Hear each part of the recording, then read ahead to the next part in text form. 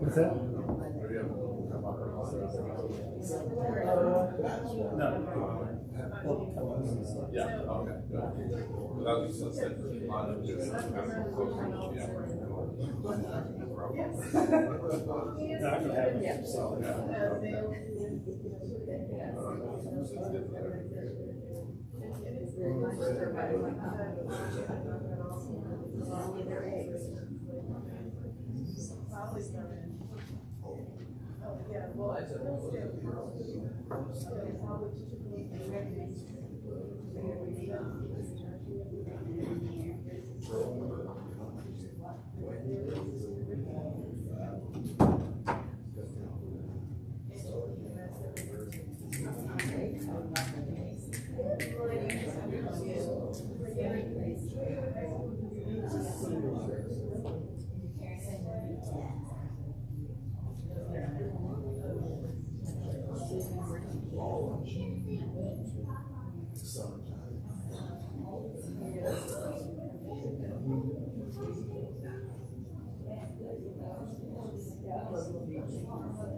Right.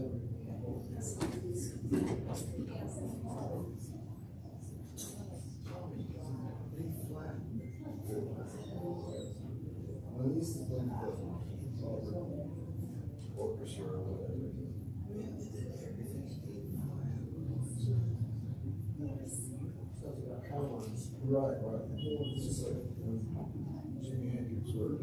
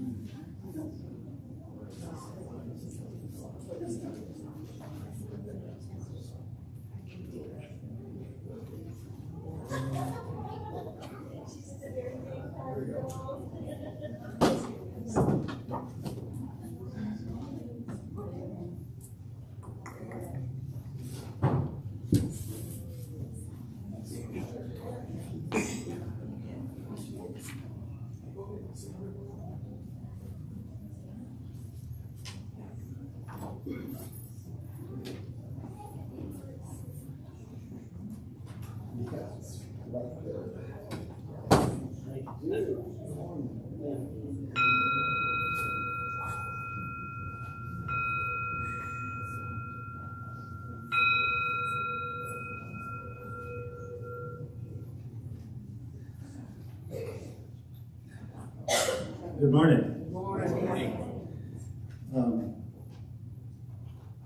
Trying to be a little creative up here, so you have to keep that in mind when you're going, what's going on? Like the first thing, I opened up the book, it has the service, right? And there's a printout from my printer at home, right? It's dated June 28th, 2020. Why is it up here?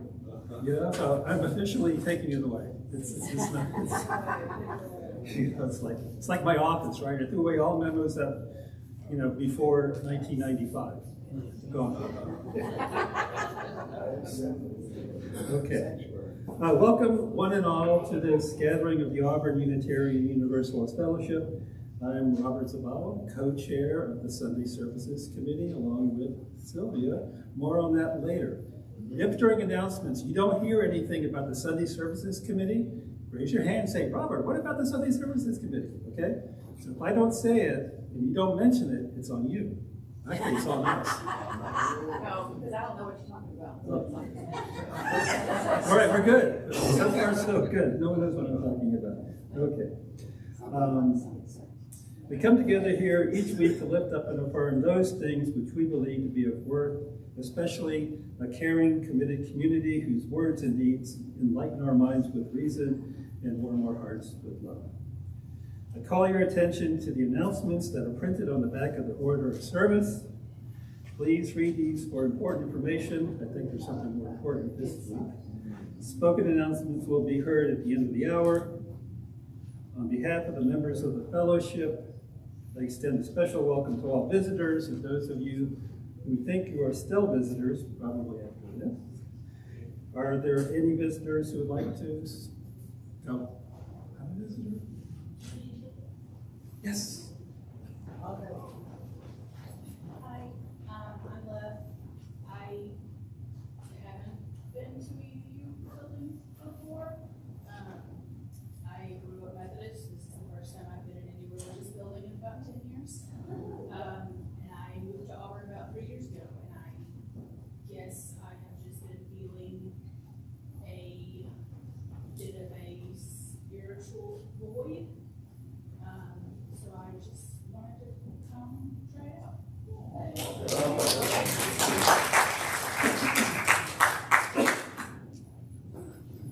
Don't put any pressure. I grew up Methodist. So. All right. So, before, I'm going to give a little intro to what will be happening today. Okay, in planning this service, I have to go back a month or so when I was meeting with Sylvia as co-chair of the Sunday Services Committee.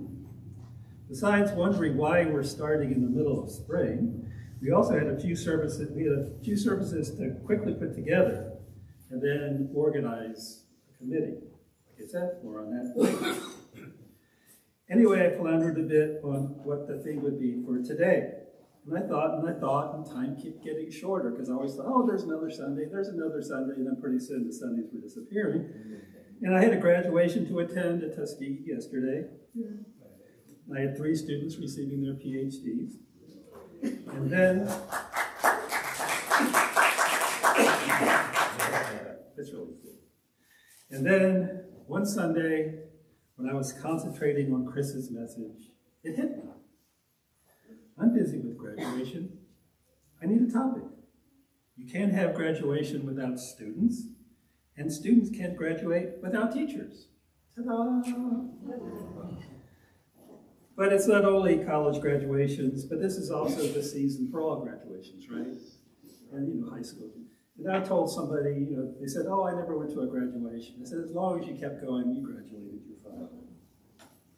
So I wanted to look at something that expressed thanks, appreciation for all teachers, and just looking aside into the future. This is part 1. Part 2 will be looking at the other perspective, that is, what teachers thought about their students. So throughout the service today, you will hear some of the congregation talk about teachers who had an impact on their lives, and not just scholastically. I also want you, as you hear these stories, to consider those teachers who have made a major impact on your lives, who have had an influence on you. And if there's time, perhaps we can share those as well. So, attention, class. It's now in session. The microphone's not on. Oh, hear that ring, that bell. I did. I did too. There we go. Still party though. I wouldn't have any experience. So, You're not gonna read anything from Helen Keller? she comes out. Oh. It's all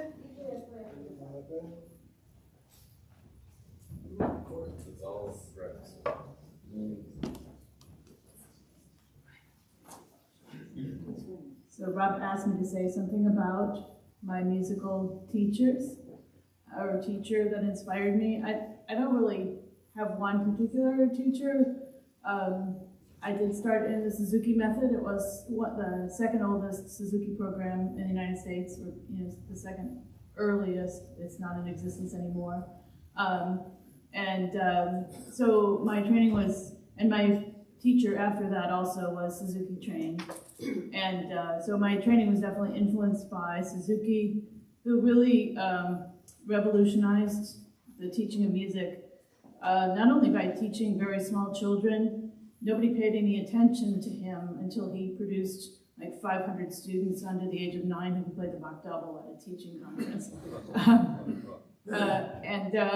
So I took with Kazuko, who was one of his early students, and she was very patient with me, like when I spent an entire lesson under the piano, when I accidentally hit her eye with my bow and she had to go to the hospital. But still very kind and patient. And when Dr. Suzuki came to visit Oberlin, we were on a little stage a bit higher up than this, which was not so good for Stephen Bow, now distinguished violinist who fell off. Dr. Suzuki came up to the stage to shake our hands. I was 4. And it reminded me of when my father would come to say goodnight. I would stand up on the bed and he would come to the edge of the bed. So I threw my arms around Dr. Suzuki and he carried me all around the concert hall. That's the kind of guy he was. And so, I'm going to show you what the kinds of things that I learned from that program.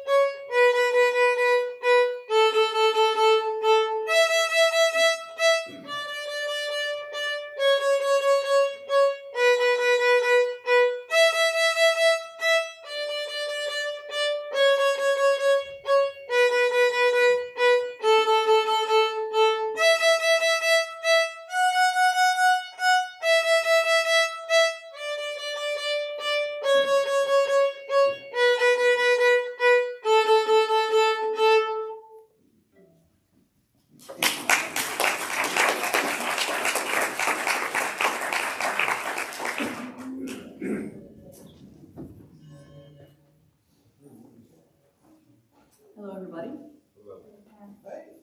I need a teacher as much as Helen. I know that education of this child will be the distinguishing event of my life if I have the brains and perseverance to accomplish it. Anne Sullivan.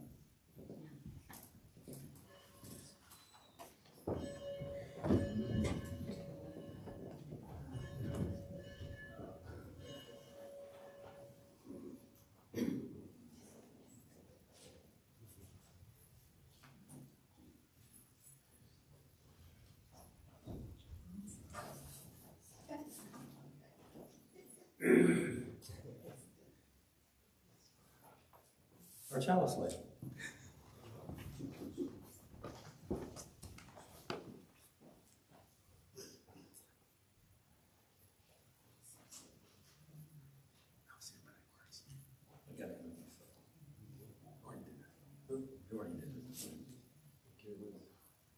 Already did it.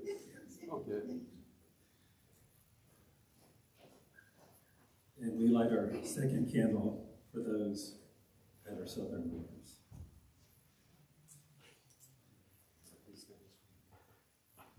The peace candle Just think. Think about peace.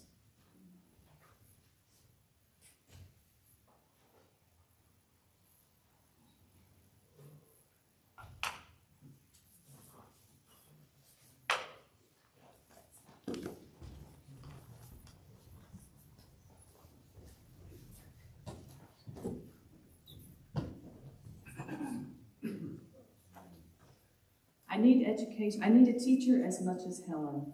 I know the education of this child will be the distinguishing event of my life if I have the brains and perseverance to accomplish it, and so on.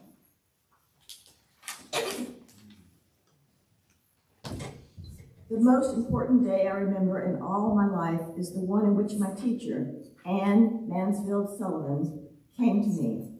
I am filled with wonder as I consider the immeasurable contrast between the two lives which it connects. It was the 3rd of March, 1887, 3 months before I was 7 years old. Helen Keller.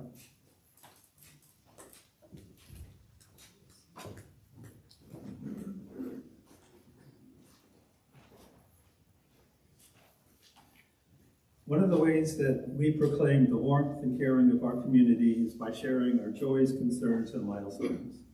We invite those who wish to drop a stone in the water for an unspoken joy or concern to do so during the musical meditation.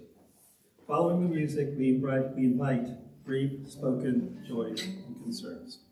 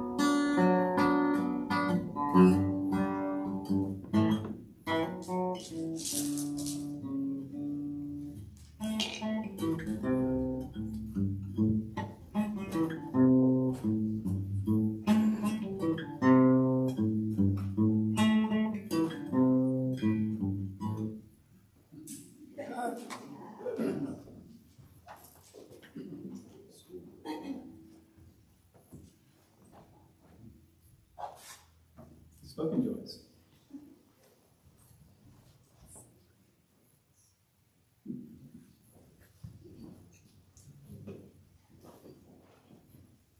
Good morning. Hey, my name is Sally McCreary. I have a joy. My youngest granddaughter, Olivia Neely, is graduating from Athens Academy in Georgia in 2 weeks. And she has already been accepted at a school, Springfield College in Massachusetts, on a scholarship. She is one of the better volleyball players in her position and school size in the country. So we're really proud of her, and she's an amazing young lady, and really miss her. She's awesome. If you know any nice guys out there, just let me know.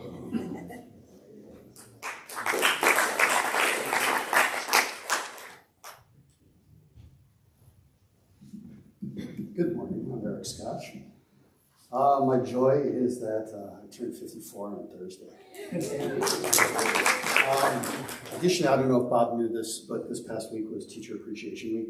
So, there you go. So if I'm looking a little big, it's because of the extra carbs that I didn't eat this week. My one concern is my son, who bit into his sucker last night and popped his spacer off of his tube. So now we got to go to the orthodontist this afternoon. Thanks, Kieran.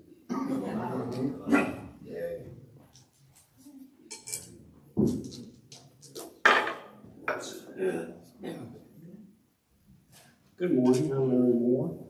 I have a joy. First of all, I'm healing from a medical condition, and it made me realize that after 50 years of working, I'm retiring. Many of those years were teaching in high school, which is another story, back in the 70s, and later in life on the university level. So, congratulations, and what a wonderful thing to celebrate all the teachers.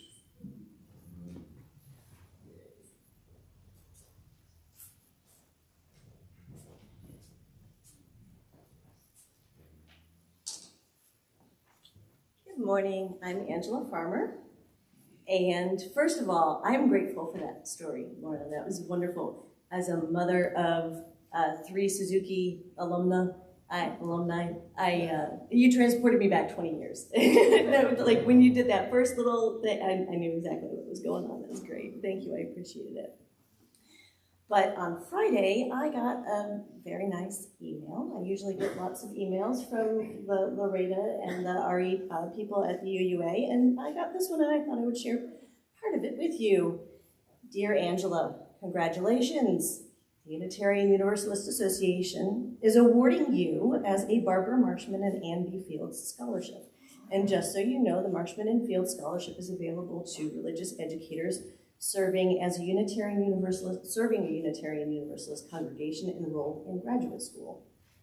So a little overlap. Your religious education ministry and graduate study were deemed to be in the spirit of this award. The UUA trusts that our faith will be enhanced by your work, and we look forward to learning more how your study influences your ministry. And so I would share that with all of you. I'm very grateful. It covers my entire summer semester and books.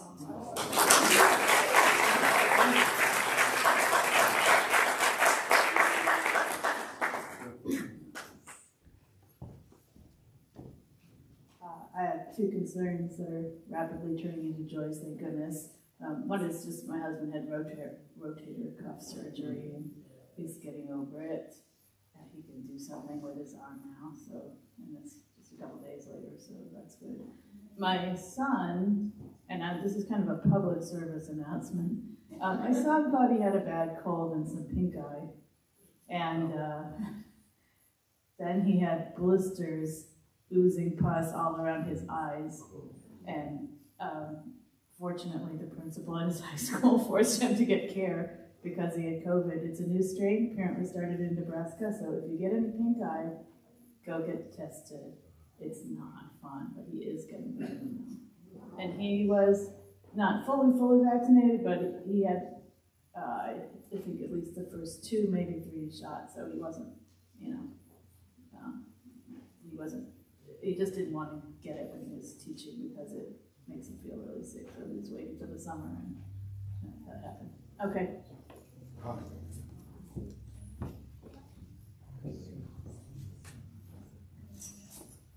Robert, Chris in his absence.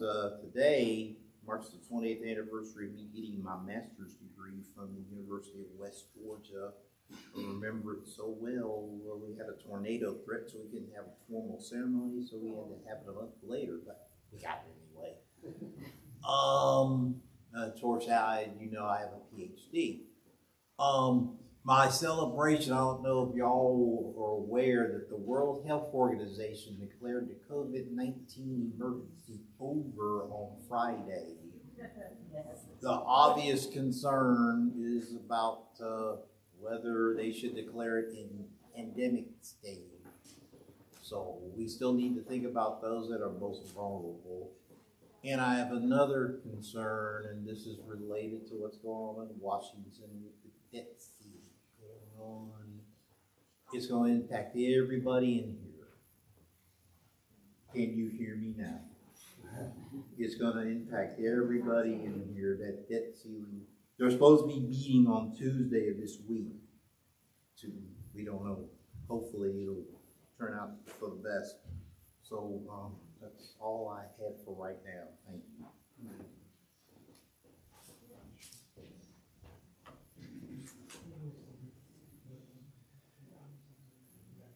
May all the joys, concerns, and milestones of this community, those spoken aloud, and those held in silence, be received into the care and concern of all present. All right. Our storyteller today is me.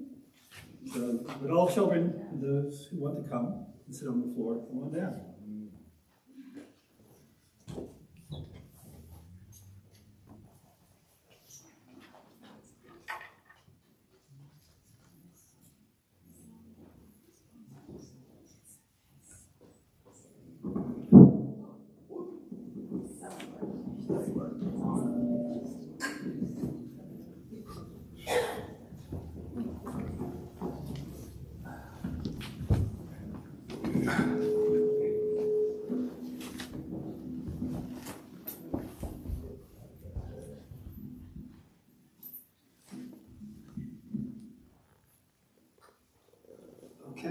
And you all will be participating if you look on the last page of the program.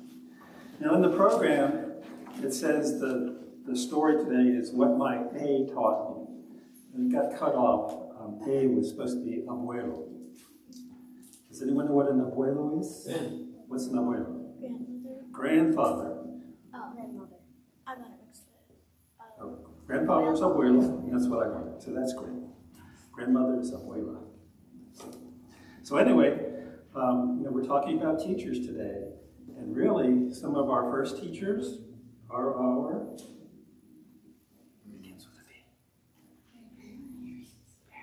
parents, right? They teach us all sorts of things. And one of the things that I learned early on, okay, was some Spanish. Not a lot, but some Spanish. Because my mother was from Puerto Rico. And they speak Spanish there. And English was not her first language.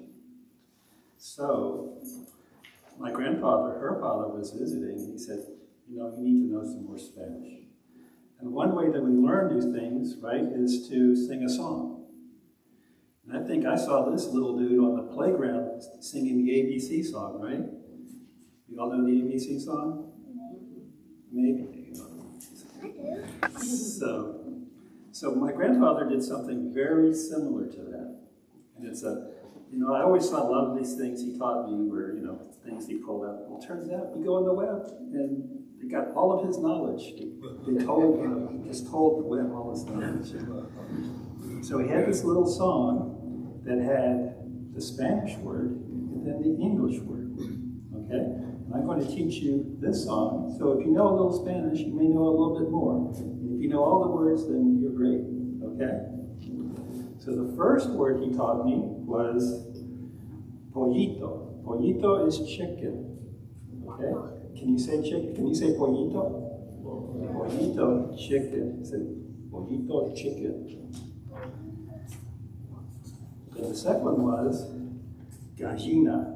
Gallina is hen. Can you say gallina? Gallina. Third one was lapis, pencil. Lapis, pencil. Can you say lapis? Lapis. And then the fourth one, pluma, pen. Can you say pluma? Pluma, pen. Then, ventana, window. Ventana, window.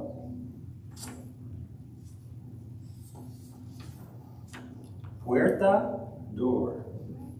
Puerta, door. Maestra, teacher. Maestra, teacher.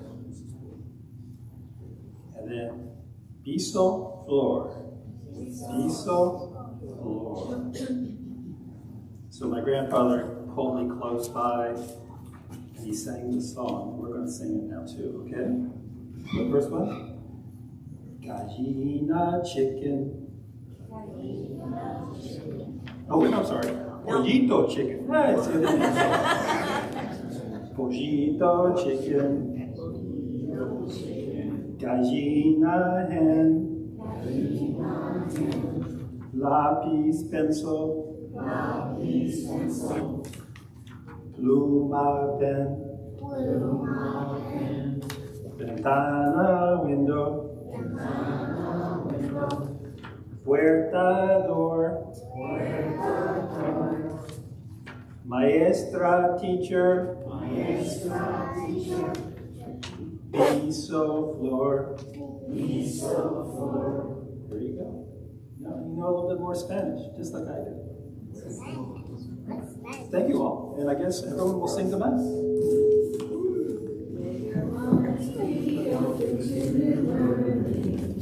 May your words bring truth into the world.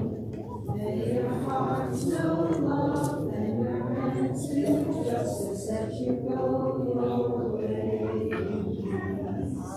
As you go your way in peace. As you go your way in peace. bit of a confession to make. That's why I messed up. For many years, I thought it was gallina chicken. I mean, that's all I said, because gallina, chicken, pollito, hen, not the other one. And I was on a trip with some colleagues from Mexico. We were talking about Spanish and things like that. And I mentioned this song, and I started to sing it, and they go, no, it's pollito chicken. I said, no, it's gallina chicken. Well, in Mexico, you sing it this way, in Puerto Rico, you sing it this way, right? And then I looked it up, and they were right. You know, and then finally, I had a friend from the Dominican Republic, and we started talking about English and Spanish. I mentioned this song. I said, my grandfather taught me this song to learn Spanish. And she says, in school they taught us this song to learn English. So, it's a great song. Offering. Our offering reminds us that the fellowship is supported by us, the people, where generous giving is an act of commitment to this place, to one another, to the causes of Unitarian Universalism. Freely have we received gifts that minister to our needs of body and spirit. Gladly, we bring to this community and its wide concern a portion of our bounty. If you are a visitor, please let the basket pass by. Your presence is offering enough. May this offering now be given and received in joyful appreciation of our shared hopes and values.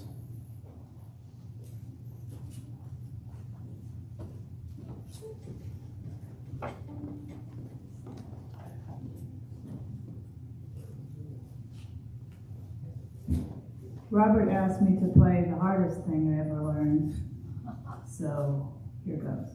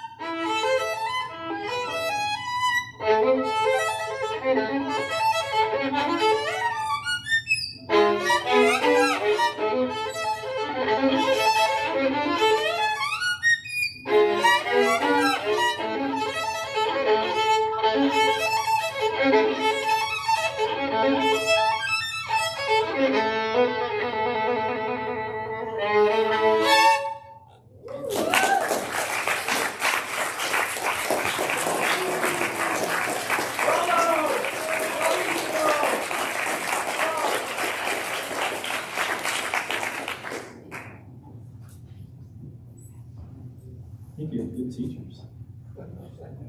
Maybe the most important part was that bug. All right. Jim and Randy. No.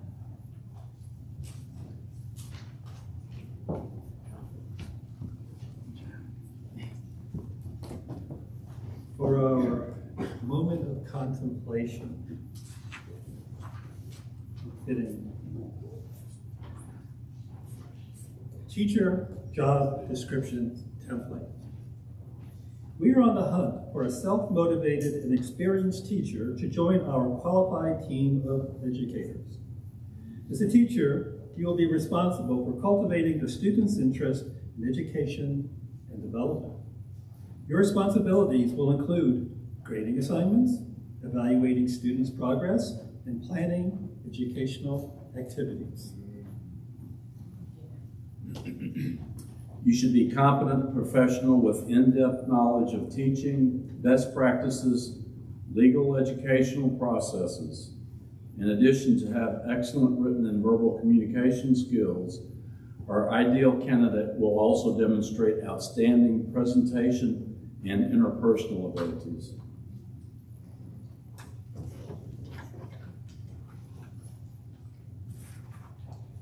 Teacher responsibilities. Developing and issuing educational content, including notes, tests, and assignments. Supervising classes to ensure all students are learning in a safe and productive environment. Organizing supplies and resources for lectures and presentations. Delivering personalized instruction to each student by encouraging interactive learning. Planning and implementing educational activities and events. Ensuring your classroom is clean and orderly. Preparing and distributing periodic progress reports and semester report cards, attending parent-teacher meetings, evaluating and documenting students' progress, allocating and grading homework, assignments, and tests.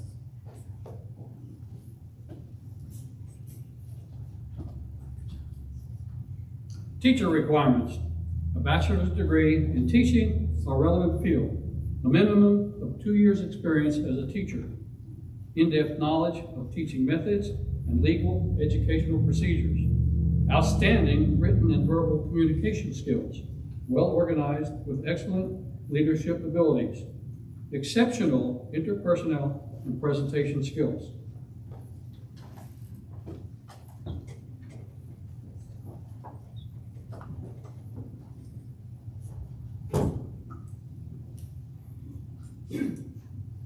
So I just wanted to put that out there as our moment of contemplation, thinking about this is what we expect of our teachers.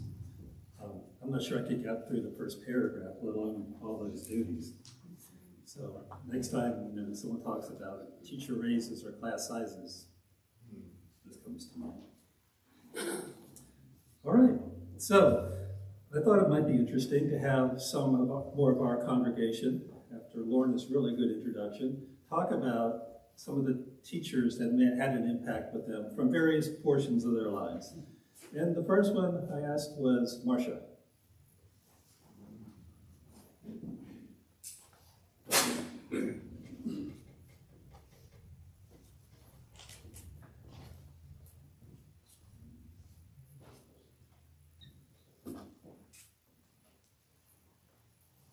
Good morning.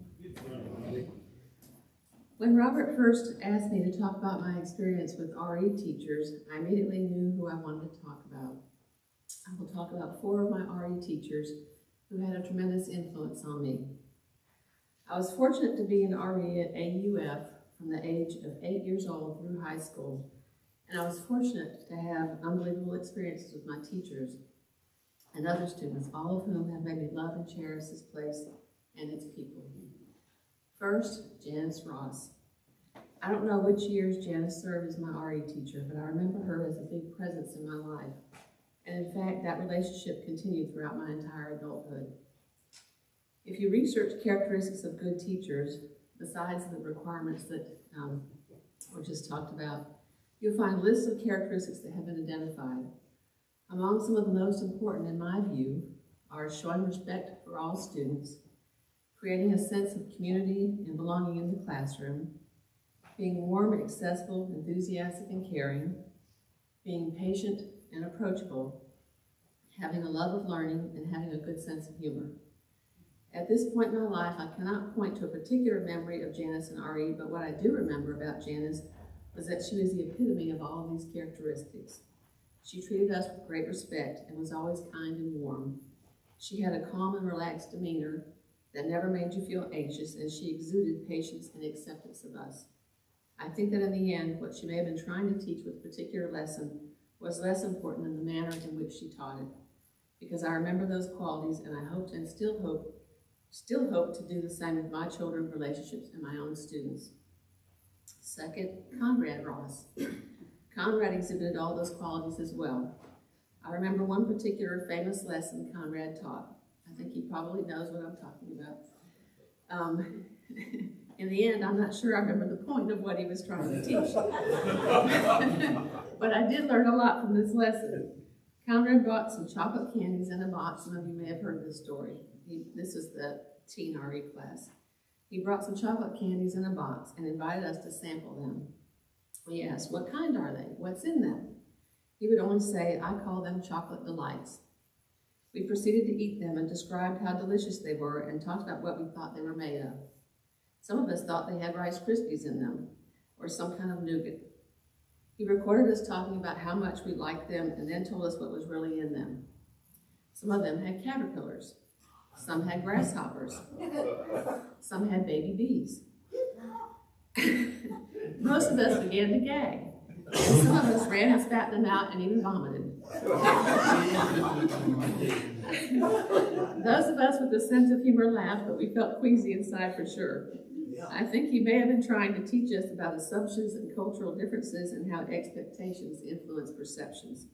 Those are things I learned besides realizing that I could eat insects under certain circumstances. Understanding perspective, understanding assumptions, and being a critical thinker were always among the most important lessons I learned from RE all those years. Finally, I want to talk about two other beloved and longtime members who also taught RE at various points. One, Margaret Wright, who no longer attends our congregation, but she ran the RE program for many years after it was started by Mary Guerin, who the RE building, if you look at the label out there, the sign out there, was named after. The other was Tom Westmoreland, who still attends services here occasionally. Together they taught the About Your Sexuality course, which was the precursor to the OWL program we have today. It was a sex ed program that taught about sexuality, but also taught about positive relationships and accepting oneself. This was one of the most powerful experiences I had growing up and gave me an understanding of myself and the changes I experienced with puberty and helped me to accept myself for who I was. Tom and Margaret were amazing as a team, and they modeled strong communication skills, great listening, and honesty, which are often cited as other important characteristics of good teachers. These four individuals had a profound effect on me growing up, and their influence has remained throughout my life.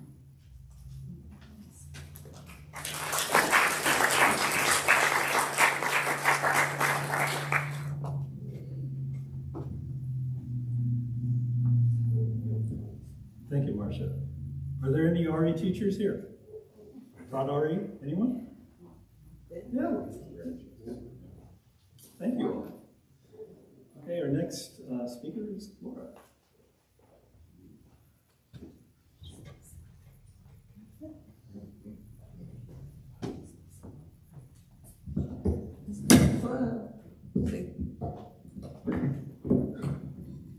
I'm shorter than the other talkers. Hi. I didn't write anything down, but so it's all out of my memory.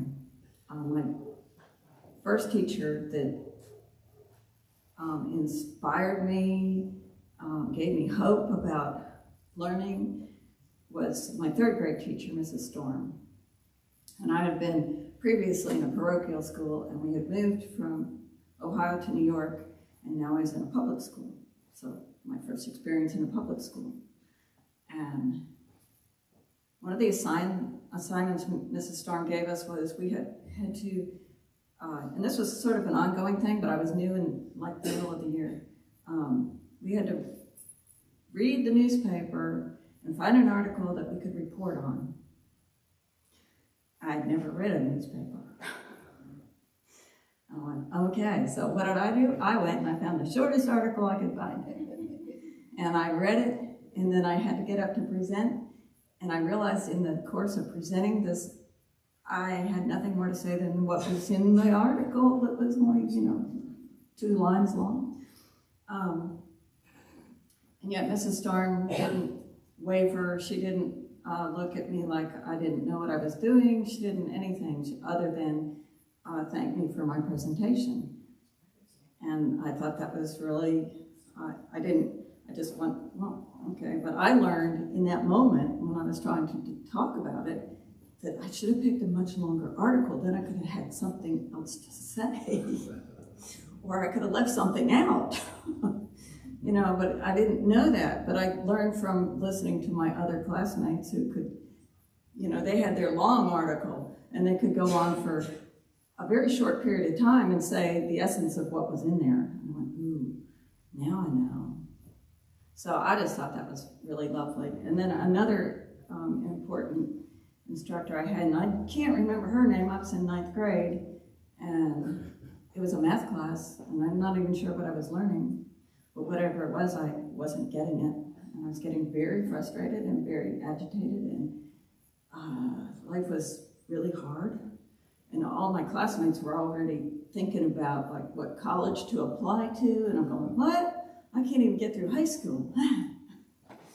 Anyway, I told her, you know, she could sense I wasn't getting it. And I went to talk to her, and she just gave me a whole nother perspective, which was, she taught me how to do needlepoint in Bargello. And she says, just try this. And I went home and I tried it. And what it did is it allowed me and my brain to calm down, which allowed me to open up to learn.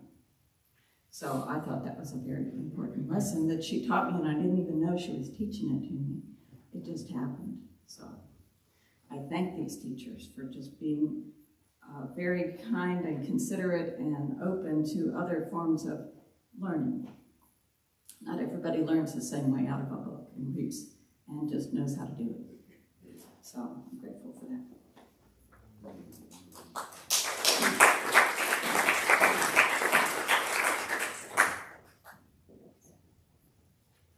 Thank you, Laura.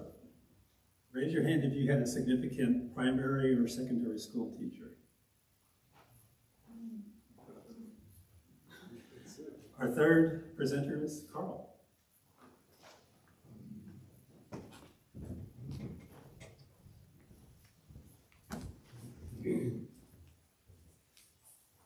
Well, I'm now at the college level here. I don't know, Robert didn't tell me if this is a 50-minute class or a 75-minute class.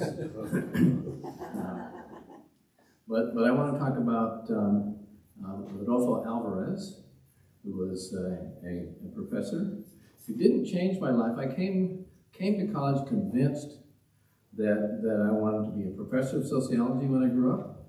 I wanted to marry a smart woman, and I wanted children. This was not an original idea. My father was a professor of sociology. My mother was smarter than hell, as is my wife. And both my parents and I have had children.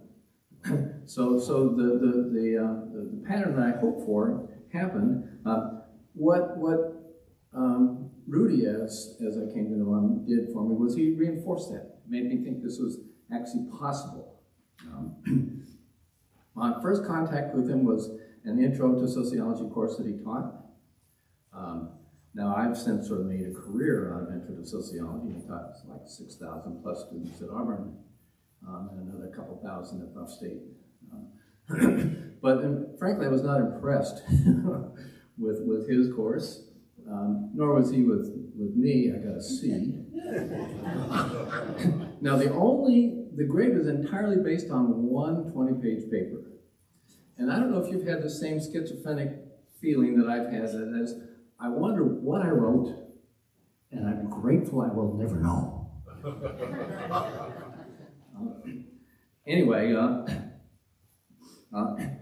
but somehow he still let me join his semester, or his seminar next semester, so second semester freshman year, on small groups. And what we did in that seminar was we would read journal articles about topics of small groups and talk about them. I loved it. I was good at it. This is what sociologists do, you know, professional sociologists. So I could do this. And in fact, at one point, Rudy suggested one of my papers I should try to turn into a journal article.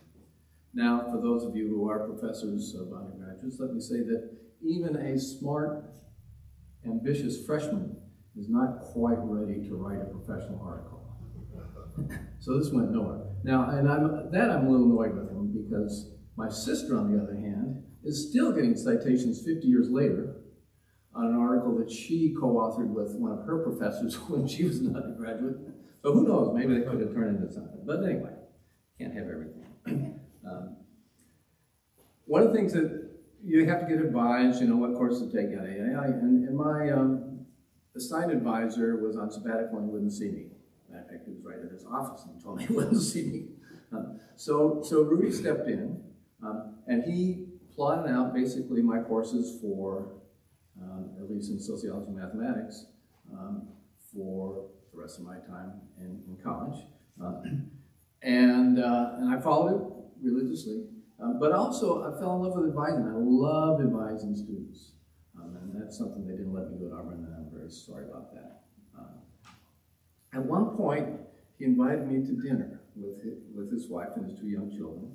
And this, again, made me see, this is possible. I mean, yes, you can look at your parents, but one of the things that we teach in Intro to Sociology is that 11-year-olds learn to be 12, not by looking at their parents, but by looking at 12-year-olds. And so Rudy and his family were, you know, they're obviously older than me, but he was like in his 2nd or 3rd year teaching. This was something that you know, I could, you know, this is still possible, not just when my parents were doing it, but even now, and that was very good. My sophomore year, I was work study on a survey he had done. I learned a lot of the ins and outs of doing surveys, which turned out later on. I worked for 4 years at the United States Senate, helping Senate offices, committees write and analyze surveys. And a lot of those tricks that I learned from him turned out to be very valuable in that activity. Now, the last thing is one that I didn't actually have direct contact with, but it had something to do with my being here, actually. Now, at Yale, where all this happened, does not like to promote junior faculty. Yale and Harvard, you know, they have sort of a limited number of tenure slots, and they want you to already be established. So they're proud of where they place their assistant professors. You know, most places care where our graduate students going. At Yale and Harvard is where our assistant professors going. But Alvarez had organized Hispanics on campus. Now, he himself had grown up speaking Spanish in San Antonio, as a child of the barrio. Matter of fact, he at one point claimed that he didn't learn English until he was in the Marines. So he really had done this. And the university president noticed this and was, unlike I think some university presidents, seen organizers, was positively impressed.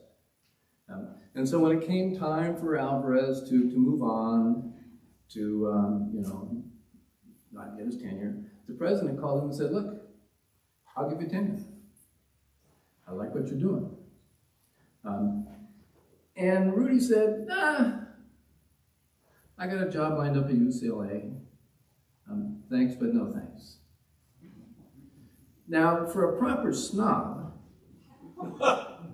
the opportunity to be a child of the barrio tenured at Yale is pretty cool. But if you're saying, if you're the child of the barrio, where are you going to be more comfortable? In Los Angeles or New Haven? So he went to UCLA, where he's now emeritus. And so when I was tenured at Buffalo State, not exactly Yale, but Buffalo State, and Ann said, you know, let's go to Alabama. I want to be with my parents while they're still ill and healthy. And I said, let's. Thinking of Rudy, you know, there's more important things than tenure. There's more important things than where you stand academically. We came here, you know, so I retired as a lecturer at Auburn. Happy as a clam. But as I said, very much inspired by Professor Alvarez. Thank you.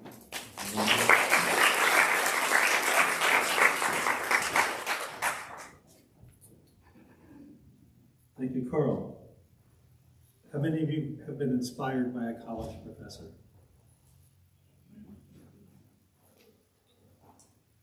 I'm making a quick adjustment because my dean sent me something this morning. You always read your dean stuff, right?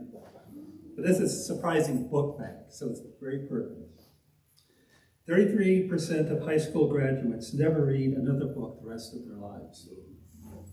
42% of college grads never look at another book after college. 57% of new books are not read to completion. 70% of U.S. adults have not been in a bookstore in the last 5 years. 80% of U.S. families did not buy or read a book last year. The more a child reads, the likelier they are able to understand the emotions of others. Reading 1 hour per day in your chosen field will make you an international expert in 7 years. Bookstore Association's going to be happy now, right? No longer running to buy a book. So I want to bring things around to the beginning, sort of with the children's story, and parents being our first teachers. As I mentioned before, English was not my mother's first language, but she spoke English. I mean, she spoke it well, she wrote it. And one of the things I remember was that she used to read to me every night. And I'm not talking, you know, year 2, 3, 4. I was in elementary school, and we would sit down on the couch, and my father would be working on his GED at the dinner table, and she would read to me. And the two kinds of books I remember most of all were discovery books. I don't know, do you remember the discovery books? Sometimes they came at the grocery store. They're about this thick. And I remember 2 books in particular. One was biography of Luther Burbank, and the other was the biography of Teddy Roosevelt. I mean, those 2 guys, you know, just like. The other books that I remember were thicker. They were called the landmark books. Remember the landmark books? They're about this thick. And they covered biographies or events and so on. And 2 books I remember my mother reading was biography of, I think it was Jeb Stewart, Confederate General. And the other one was Lee and Grant at Appomattox. And she would start at the first page, and we would sit down, and every night she would go through them. And it took me a long time. Why was she doing this? Okay. Because, I mean, she had a job, she worked, and then after dinner we would read. And then it occurred to me, she was forming the words. She was understanding. She was getting more vocabulary. She was understanding history. She was learning, I think, probably more than I was about U.S. culture and vocabulary and so on. The second thing was, as was mentioned before, I was having a crisis. And the crisis was called long division. The teacher would get up there and do a thing, and I would look at it, and it might as well have been in Russian. You know, I'm going, I don't understand this. Now, some of the, you know, even stuff is, you know, divide by 0, that's good, I got that one. And divide by 5s, and anything with remainders. What is this, you know, 10 or 5, you know, didn't understand that. And it was really getting to me. I was getting really, really kind of, you know, you just. And then one day, she said, what is wrong? I said, I can't do division. I can't do division. I said, I really? This is, and she sat me down, and you know, back then you have the little division thing, box. And you have the house, the vision house. And a lot of people would put the numbers and they put the remainders right next to it, going across like this. And I didn't know, where is this coming from? You know, because you're subtracting, right? All I know is that you're putting a number up here, a number down here. It's like this. She goes, no, you're doing it wrong. You can do it that way, but you're not ready. And so what she did was, she put, got the box, you put the number up here, and then dropped it down, did the line, subtracted, dropped it down, like this. And you can see it like this. And then you got to the very bottom, that's your remainder. And it took, I think, one night. And then a couple nights of practice. It was like, it was, I could do division. Now, when we got to doing stuff in base 10, base 5, never understood that, but that was only a small thing. And then the other one about impromptu learning, teaching, deals with Daryl. Son Jacob was learning to drive, right? And we said, well, you have to learn how to drive a stick shift. One is because that's what we had. But the other thing was, and I tell all my friends this, teach your kids a stick shift, because if they're out partying and the person who drove them has a stick shift and they get drunk, your kid can drive them home, okay? So I'm trying to teach Jacob to drive a stick shift. It's not working. It's not working. I mean, it is really not working. So they got to the point that we'd be driving, going up a hill, right? And there's a stoplight. He's driving, he's going like this. I go, Jacob, what are you doing? That's to keep the light green for a while. He's doing magic, right? It's like, my father would make me stop on the hill. Now let the traffic back up. Now go. But anyway, we got to the point. We got to an intersection by our house, and I'm behind him in the truck, and he's in a little car. I think it was the Fit. And he's just going across the street from flat. And he goes, vroom, boom, vroom, boom. So finally, I get out the car, my truck, and I walk around and I stand by his window. Give it some gas. I am giving it some gas. Vroom, boom. Let out the clutch. I am letting out the clutch. Vroom, boom. And then he said, would you just give it some gas? And then he goes, shoo, like this. Then I realized, I am not the person to teach my son. So Amy says, of course, Daryl taught Elaine, daughter, no problem. So I gave Daryl, please, save me. He goes, what? I said, can you teach Jacob how to do a stick? Sure. So they made an appointment. I'm taking, 20 minutes? 20 minutes. Daryl teaches Jacob how to drive. My sanity is restored. I have no pride. And then Jacob taught his sister. So, So the magic man is over here. So for those of us who have formal teachers, I say thank you. Those of us who've had informal family teachers, who are we? Yes.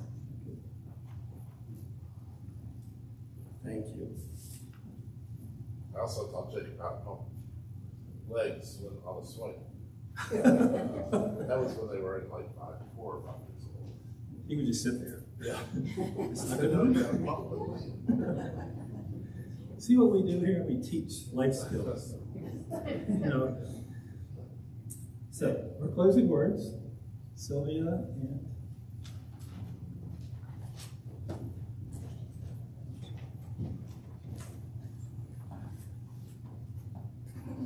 I need a teacher as much as Helen. I know the education of this child will be the distinguishing event of my life if I have the brains and perseverance to accomplish it, and so on.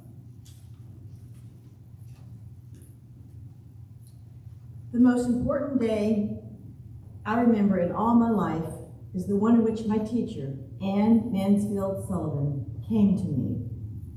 I am filled with wonder when I consider the immeasurable contrast between the two lives which it connects. It was the 3rd of March, 1887, 3 months before I was 7 years old. Helen Keller. My heart is singing for joy this morning. A miracle has happened. The light of understanding has shone upon my little pupil's mind, and behold, all things have changed. And it's over.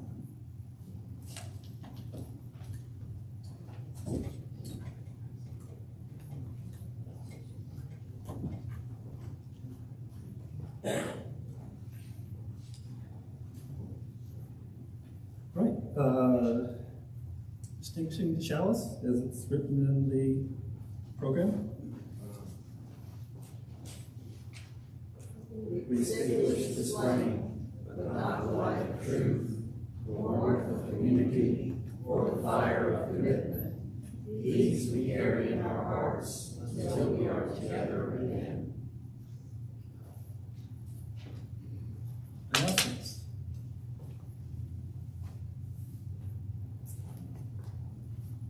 Hello, everybody. Next week is Mother's Day. Y'all, you remember that. You knew that, right? Yes. Right. Yay, moms.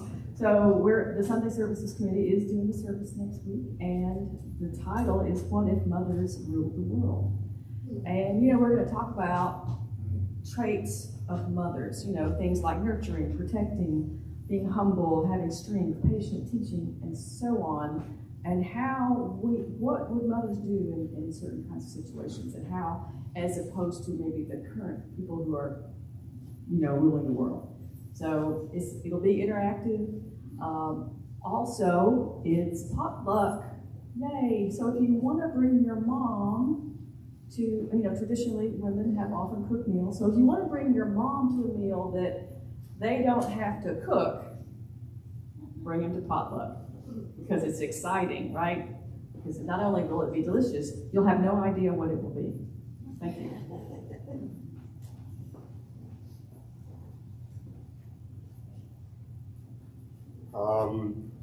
I sent out an email having to do with delegates to the General Assembly that's coming in the middle of June. I sent it out to everybody, but I know not everybody reads them. So I thought I'd repeat it here in person. If you're interested in being a delegate from AUUF to the General Assembly meeting, which is taking place in Pittsburgh and online too, please see me. There's nothing to it. The other thing is 2 weeks from today, after a wonderful Mother's Day, we have another wonderful service followed by the business meeting, which is probably doesn't send you into gales of rapture, but it's an important thing. So you'll be getting your ballots in the mail in this coming week. If you haven't mailed in a ballot, please try and come to the business meeting, because we do need a quorum in order to approve stuff and move forward. Anyway.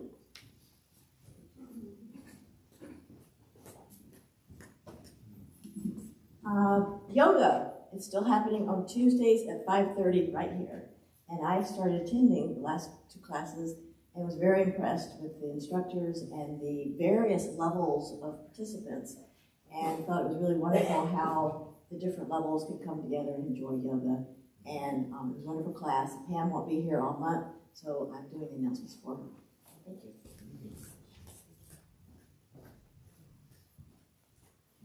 Hi, I'm Aisha. So we are trying to get a group of people together to march in the Pride Parade on behalf of the AUUF and to represent the AUUF.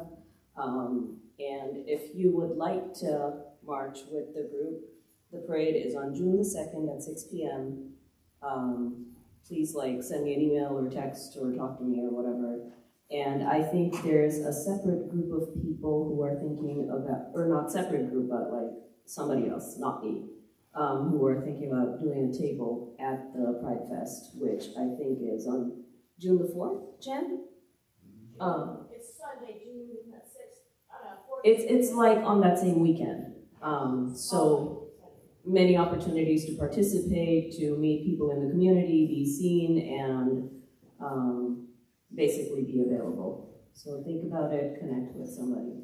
I think Jen is coming to add to it. Which day's the parade?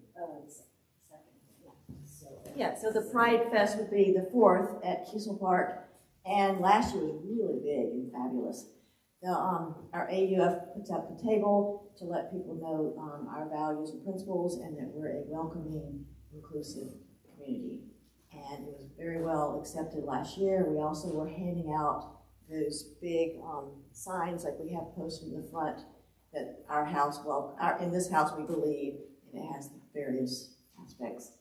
And people were so appreciative of those yard signs that we were handing out, and we were giving them out for free. We were encouraging, we would appreciate donations so we could buy more signs to hand out, but they're free. And people were just picking up those like crazy. And we did this last week at the City Fest as well. Our congregation had a table, and we were giving away those signs, and some people just came up and said, "Thank y'all for what you're doing." So if you want a table with us, let me know.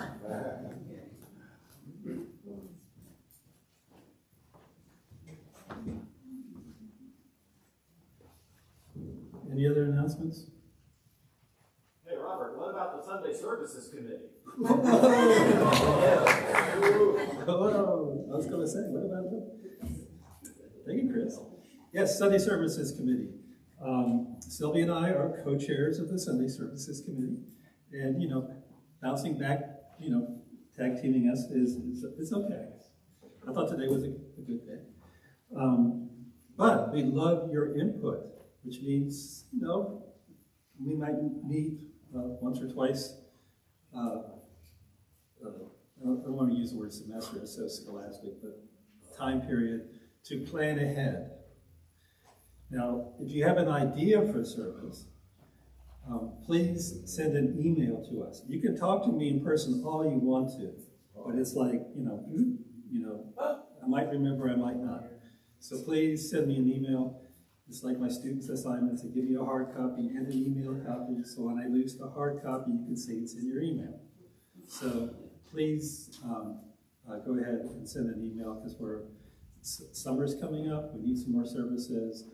I think you see the participation we had today. I thought we had some really nice stories to get us moving. So see Sylvia or me we'll move forward. I have one more now. Come on. Yeah. Come on, Helen. Okay. I am on the nominating committee, as well as Isaac and Brian back there. We are looking for a person, a member of this congregation, to serve on the nominating committee for next year. We have a 1-year slot open and a 2-year slot open. The 2-year slot person becomes a chairperson on their 2nd year. And I did the 2-year slots before and was chair last year, and I said I would do the 2-year slot again, so I'm doing my 1st year of the 2 years, and then next year I'll become the chair. But anyway, so you'll be under my leadership, and we're trying to find out, we need one more person to serve on that nominating committee. So please see me after the service if you'd like to help. What we do is we talk to people. It's a very short-term commitment as a committee, and we're trying to find people to fill in the slots on the board, and finding good people to serve on the nominating committee to help find those people on the board, etc. Okay, thank you.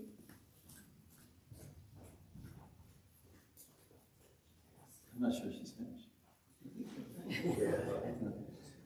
All right. Anyway, thank you. Thank teachers. Thank all those who taught. And go back home and think about your teachers. Send them an email or a phone call. So, our closing hymn or song.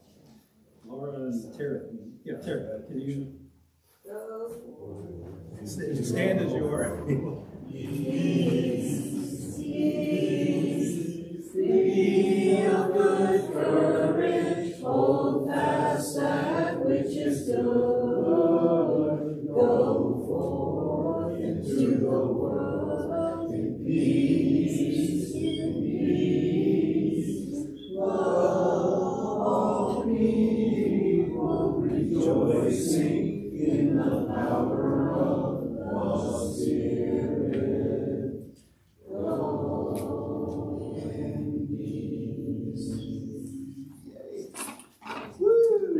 Greet your neighbors, have some coffee.